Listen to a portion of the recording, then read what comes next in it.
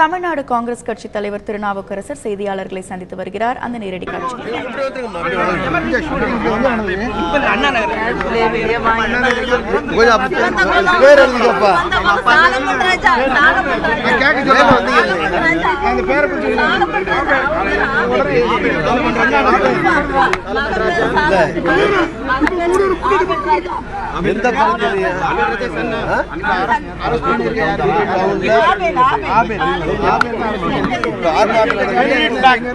இல்ல யாரை என்ன ரிப்போர்ட் ஆயிருக்கு இறந்திருக்காங்க துப்பாக்கி சூடு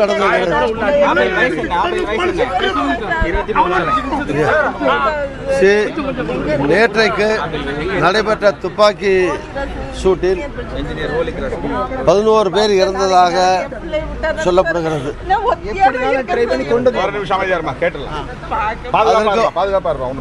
பல பேர் குண்டடிப்பட்டு சிகிச்சை பெற்று வருகிறார்கள். இது மாதிரி ஒரு சூழலில் நாங்கள் காலையில் வந்து பார்த்துக்கிட்டு தான் வரோம். கடைகள்லாம் அடைக்கப்பட்டிருக்கு. ரோட்டில் மக்கள் நடமாட்டமும் கிடையாது. எங்காவது வெளியே மக்கள் 5 பேரோ 10 பேரோ கூடியோ உங்களுடைய அதிருப்தியையோ கோபத்தையோ அல்லது வருத்தத்தையோ காட்டுறதுக்கு எங்காவது இருந்தால் அந்த இடங்களில் மீண்டும் துப்பாக்கிச்சூடை தொடர்ந்து நடத்துவது என்பது மிகப்பெரிய காட்டுமிராண்டித்தனமான செயலாகும். அது அவங்கள வந்து காவல்துறை இத்தனை ஆயிரம் பேரை கூச்சி வச்சுக்கிட்டு அங்கங்கே ஒரு இடத்துல மொபிலைசேஷனும் கிடையாது, ரோட்டில் மக்கள் நடமாட்டமும் கிடையாது. அவுட்டரில் எங்காவது 50 பேரோ 100 பேரோ எங்காவது கூடி இருந்து அவங்கள ஆதங்கத்தை காட்டுறதுக்காக இருந்தால் அவங்கள கலைஞ்சு போகிறதுக்கு அமைதியான முறையில் காவல்துறை போய் அணுகி பேசி சமாதானமாக பண்ணணுமே தவிர எடுத்த உடனே துப்பாக்கி நீட்டுறதும் சுடுறதும் எந்த நாட்டில் இது என்ன சர்வாதிகார நாட்டில் கூட இந்த மாதிரி நடக்காது. இது தொடர்ந்து 2வது நாளாக துப்பாக்கி சூடு நடத்துவது என்ன ஜனநாயகம்? அது என்ன பண்ணுகிறார் முதலமைச்சரோ இந்த அரசாங்கமும் என்ன பண்ணி கொண்டிருக்கிறது? காவல்துறை உயர் அதிகாரிகள் என்ன உத்தரவு போட்டுக்கிறார்கள்? கீழே இங்கே இருக்கிற அதிகாரிகள் எப்படி தொடர்ந்து துப்பாக்கி சூட்டை நடத்தி கொண்டிருக்கலாம்? இது வந்து மிகுந்த வேதனைக்குரியது, கண்டனத்துக்குரிய. உடனே இது மாதிரியான மோசமான செயல்களை இங்கே இருக்கிற காவல்துறை அதிகாரிகள் நிறுத்தி கொள்ள வேண்டும்.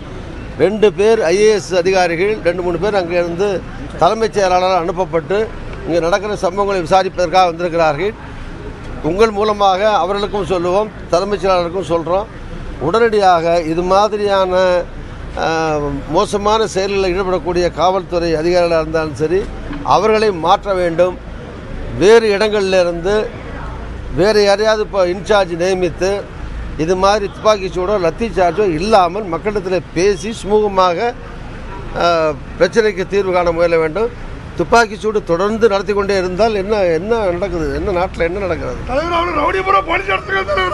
144 தடை உத்தரவை தமிழக அரசு உடனடியாக திரும்ப பெற வேண்டும். இங்கே நிலவுகிற ஊரடங்கு உத்தரவு எந்த வகையிலும் ஏற்புடையதில்லை. இந்த ஊரடங்கு உத்தரவை பயன்படுத்தி கொண்டு 144 தடை உத்தரவை பயன்படுத்தி கொண்டு அப்பாவி மக்களை பொதுமக்களை தொடர்ந்து காவல்துறையினர் அச்சுறுத்தி கொண்டிருக்கிறார்கள். இன்றைக்கு அமைதியாக இருக்கிற நிலையிலும் 3 பேர் துப்பாக்கி சூட்டால் காயம்பட்டு மருத்துவமனையில் அனுமதிக்கப்பட்டிருப்பது வேதனை அளிக்கிறது. இந்த போக்கை வன்மையாக கண்டிக்கிறோம். 144 தடை உத்தரவை திரும்ப பெறுவதைப் போல இங்கு குவிக்கப்பட்டிருக்கிற போலீசாரையும் திரும்ப பெற வேண்டும்.